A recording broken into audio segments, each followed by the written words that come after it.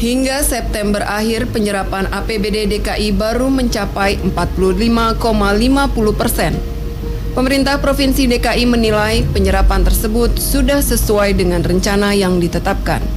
Struktur APBD DKI Jakarta tahun 2019 sebesar 89,8 triliun rupiah yang terbagi atas belanja langsung dan tidak langsung. Angka ini menunjukkan daya serap yang relatif kurang dari tahun sebelumnya, di mana di semester kedua seharusnya sudah mencapai 60%. Demikian yang diungkapkan Bestari, mantan anggota DPRD DKI Jakarta yang ikut dalam ketok palu APBD di 2019. Ya, saya kira begini bahwa pertama APBD DKI kita itu mengalami pasang surut pada tahun 2019 ini ketika pada pembahasan APBD perubahan di penghujung periode 2014-2019 itu ada pengurangan sebesar 2, sekian triliun ya, dari tadinya APBD kita itu 89, sekian menjadi 86, sekian, yang juga akhirnya mengakibatkan adanya 2 flyover yang cukup vital terpaksa dibatalkan dikarenakan perolehan pendapatan yang direncanakan itu tidak dapat dipenuhi.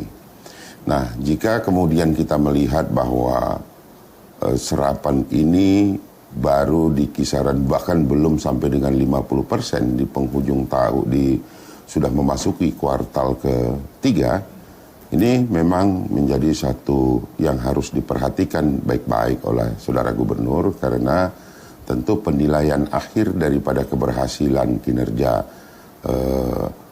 Gubernur itu adalah seberapa besar serapan yang dapat dilakukan atau dilaksanakan atau diaplikasikan di tengah masyarakat.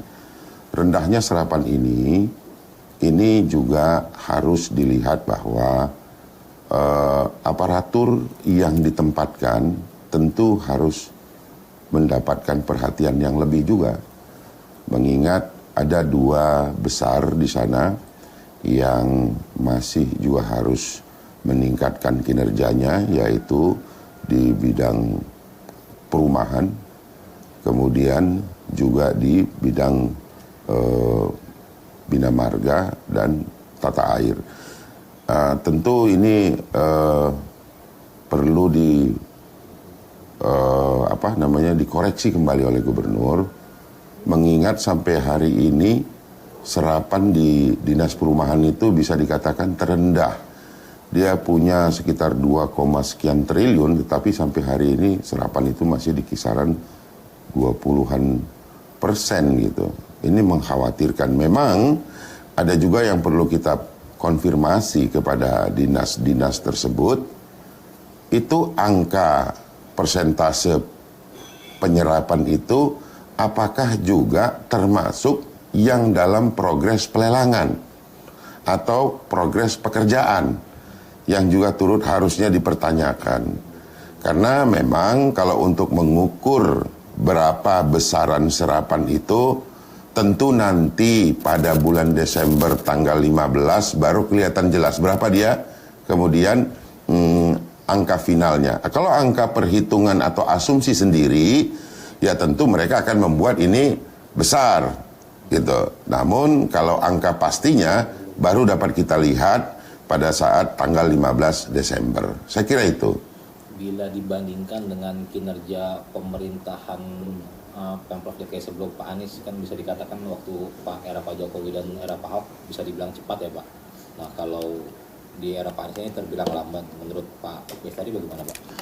Saya kira begini, bahwa latar belakang seorang gubernur juga turut menjadi faktor penentu dari seperti apa dia akan bekerja. Pak Anies latar belakangnya adalah akademisi, dan seharusnya dengan banyaknya katakanlah TGUPP yang direkrut, ya, dengan banyaknya TGUPP yang direkrut, ini justru bisa mengcover pekerjaan-pekerjaan gubernur atau memberikan ide-ide yang cemerlang guna memaksimalkan daripada kinerja seluruh aparatur yang memegang kuasa anggaran di pemerintahan daerah gitu.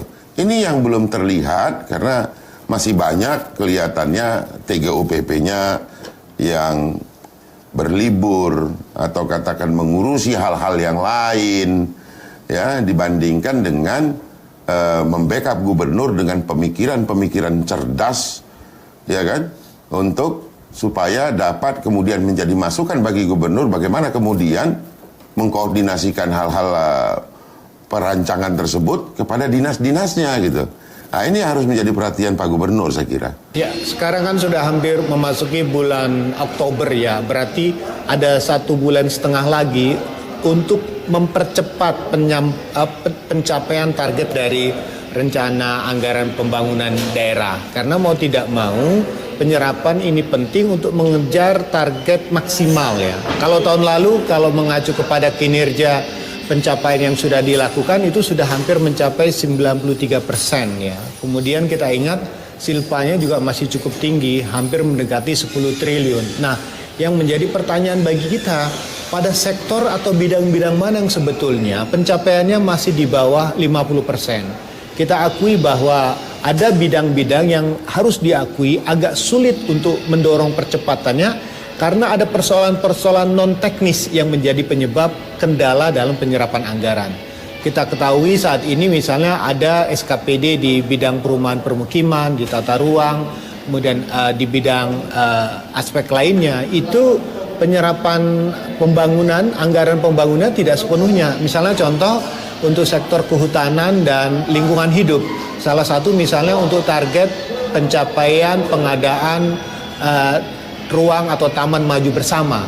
Nah, di sini kan menjadi pertanyaan bagi kita, di mana kendala? Apakah ada aspek pembebasan tanah? Belajar dari kasus-kasus tahun yang lalu, biasanya perencanaan pembangunan taman atau ruang terbuka di Jakarta itu biasa kendala terbesar adalah pengadaan tanah. Pertanyaannya mengapa ini terulang dan terus-menerus dianggarkan? Kalau terus-menerus dianggarkan dan penyerapannya gagal, tidak maksimal, tentu harusnya menjadi tanda tanya. Mengapa rencana ini dimasukkan setiap tahunnya dan angka pencapaian tidak mencapai realisasi seperti apa yang ditargetkan? Dari data yang kita miliki harus diakui bahwa pengadaan tanah adalah kendala terbesar bagi dinas-dinas teknis di DKI Jakarta. Misalnya untuk PU, dinas pengairan, pertamanannya, ataupun aspek-aspek bidang tata ruang dan sebagainya. Nah, otomatis dalam perencanaan anggaran pembangunan ke depan maupun dikaitkan dengan rencana kerja SKPD, disarankan pendekatannya itu tidak langsung tahun per tahun, tapi dia harus multi years. Artinya perencanaannya jangka panjang dalam 5 tahun. Nah, dengan pendekatan yang seperti itu, pencapaiannya bisa didorong secara maksimal. Penyelesaian non teknis bisa diselesaikan. Nah, kalau misalnya kita memahami bahwa penyerapan itu dipengaruhi oleh faktor-faktor non teknis seperti faktor-faktor pembebasan tanah, maka otomatis ini menjadi catatan penting dalam setiap penyusunan anggaran. Nah, yang kedua catatan kita penting adalah seharusnya Pemprov DKI kan sudah memahami, sudah bertahun-tahun belajar, sudah bertahun-tahun mempraktekkan bahwa ada bidang, ada masalah yang selalu terulang dan terulang. Apakah ada terobosan atau ada inovasi? Memang yang dikhawatirkan oleh teman-teman di SKPD itu adalah inovasi ini dianggap bisa melanggar ketentuan administrasi keuangan. Dan ujung-ujungnya bisa saja inovasi ini membawa persoalan hukum. Nah, ketakutan-ketakutan tentang sanksi hukum atau pelanggaran administratif ini itu menjadi sebuah dilema bagi setiap SKPD untuk melakukan terobosan-terobosan ataupun percepatan di dalamnya.